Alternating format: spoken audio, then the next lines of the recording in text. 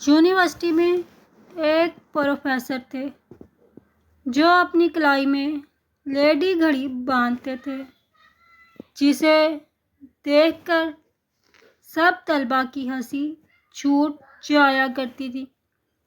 ایک عرصے بعد وائس چانسلر کے ذریعے جب ہم پر انکشاف ہوا کہ پروفیسر صاحب جو زنانہ گھڑی پہنتے ہیں وہ ان کی فوت شدہ بیوی کی ہے، اس واقعے سے سیکھا کہ کچھ دل بنا بولے محبوب کی راحت کے بعد بھی الم اور درد محسوس کرتے ہیں۔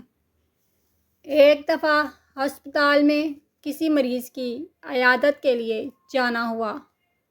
کوریڈور میں چلتے ہوئے ایک جوان سال لڑکی کی وگ گر گئی۔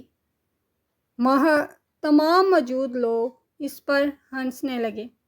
آگے بڑھ کر جب ایک دوسری عورت نے اس کی مدد کی تو وہ روتے ہوئے کہنے لگی، اس میں میرا کوئی قصور نہیں، کینسر نے میرے بال لے لیے، اس لیے مجھے یہ آرٹیفیشل وگ لگانا پڑتی ہے۔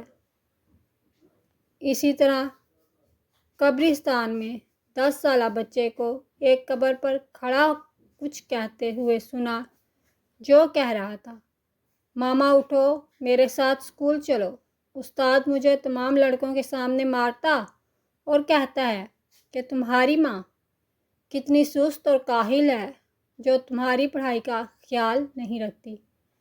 کسی کی ظاہری حالت دیکھ کر وہی کچھ نہیں سمجھیں، کسی کا مذاق تو ہرگز نہ اڑائیں، اپنے اوپر ایسا بوجھ لے کر زندگی نہ گزاریں کہ زندگی میں آپ کو بھی یہ سب دیکھنا پڑے۔